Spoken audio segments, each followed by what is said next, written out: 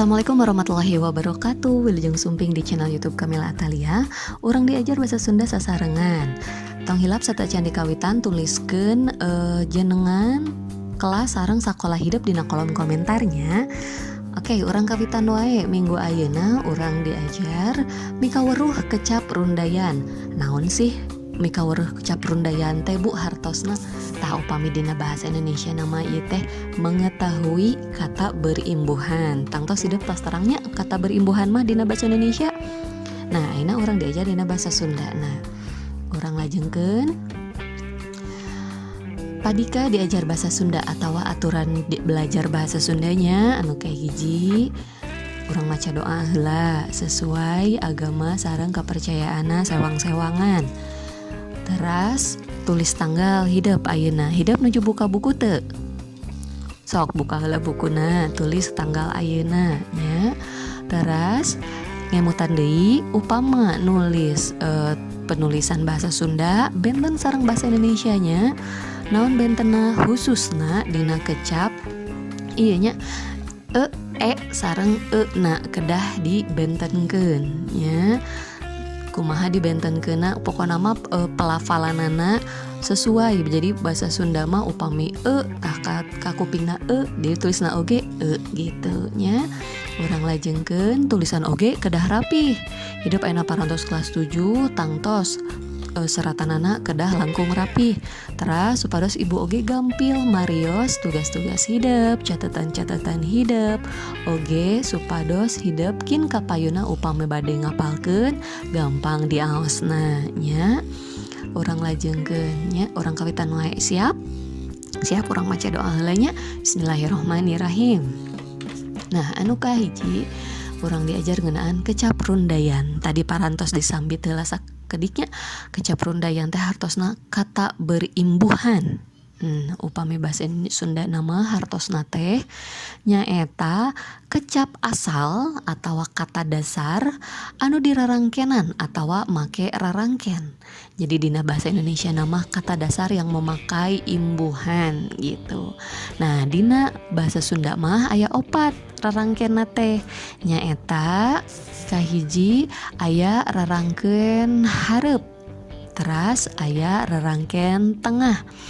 Aya rarangken tukang sareng rarangken barung atawa gabungan rarangkennya. Tah upami ieu naon Bu? Prefix, infix, suffix sareng simulfix. Tah ieu teh nami-nami kebahasaanana. Upami dina bahasa Indonesia oge sami namana imbuhan depan. Namina prefix gitu. Imbuhan tengah namina infix gitu. Sami ieu mah bahasa Inggrisna gitu welahnya. Nah, urang lajengkeun nya ayeuna mah minggu ayeuna urang diajar heula ngeunaan rarangken hareup sareng tengah heula nya supados hidup langkung paham. Urang kawitan tina rarangken hareup atawa prefix teh. Tah ieu mah rarangken anu ayana saheulaaneun kecap asalna. Nulisna kudu dikantetkeun jeung kecap asalna. Contona rarangken di sareng kecap asal baju dihijikeun jadi di baju. Tah ieu nya aya nulis dikantetkeun. Ibu dikantetkeun teh naon sih? Dikantetkeun teh dihijikeun kieu bager nya. Henteu dipisah, henteu di spasi di baju gitu. Tah eta mah lepat. Kedah dikantetkeun upami rarangken hareup mah nya jadi di baju. Aya oge anu kedah dipisah kecap di teh. Yakin ku ibu dibahas kapayuna. Aya nu kedah dipisah, aya nu kedah dikantetkeun atawa dihijikeun. Tah ieu anu urang bahas ngeunaan anu dihijikeun heula. Ayeuna urang bahas rarangken hareup di heula nya. Rangken hareup teh kan aya nu sanes-sanesna. Ayeuna urang bahas ngeunaan anu di heula. Rarangken hareup di anu gunana pikeun ngawangun kecap pagawean anu hartina aya anu ngalakukeun pagawean atawa make. Contona misal di calana, nah hartina teh kan make calana gitu. Teras aya deui conton sanes di sapatu, hartina make sapatu nya ieu teh hartina di sapatu berarti kecap di ieu teh fungsina nyaeta kangge ngalakukeun pagawean atawa make nya misalna tadi di sapatu make sapatu ngartos.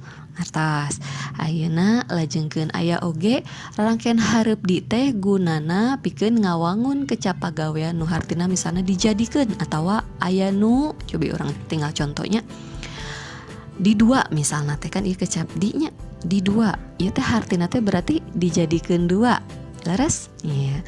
Aya oge disepak berarti ieu teh aya nu nyepak dugi ka dieu ngartos.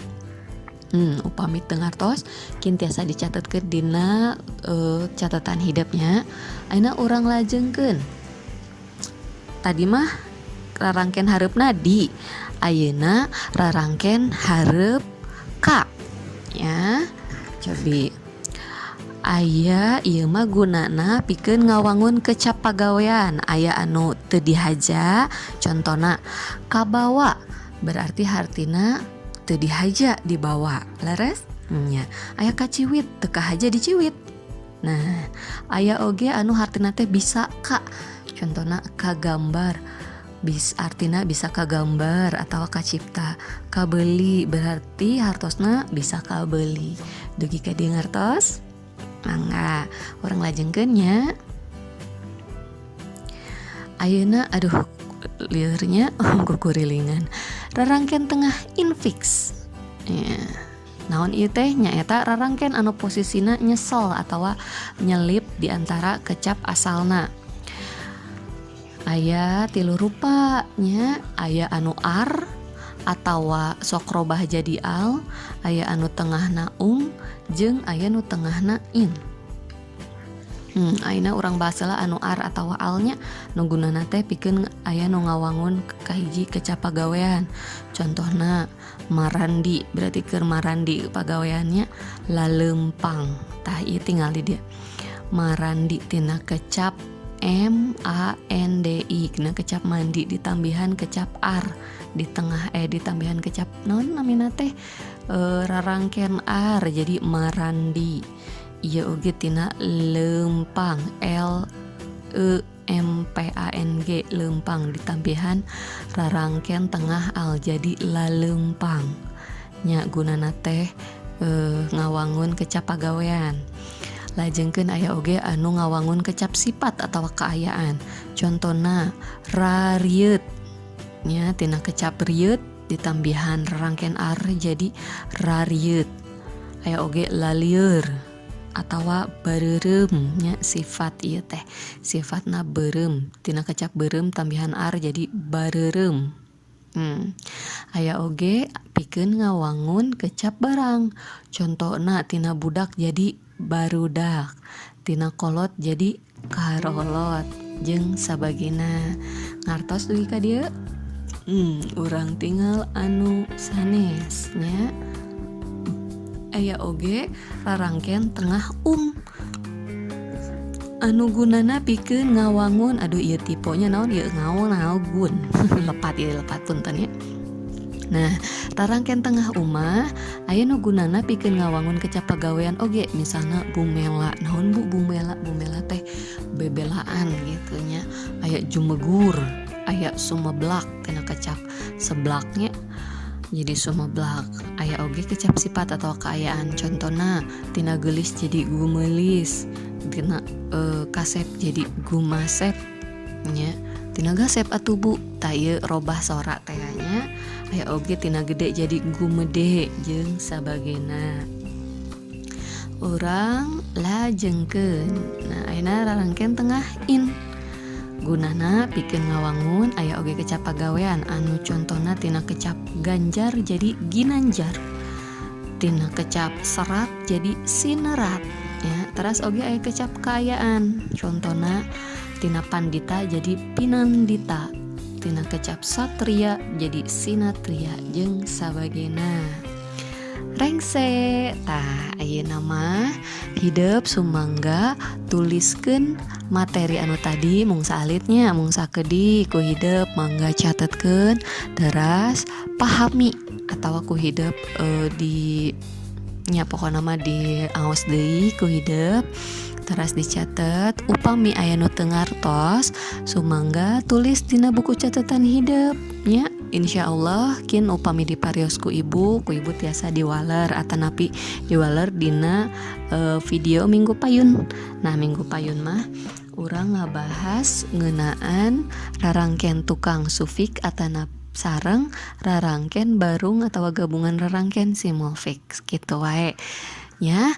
Tepang di Minggu Payun, hatur nuhun kana perhatosanana. Wabillahi taufiq wal hidayah. Assalamualaikum warahmatullahi wabarakatuh.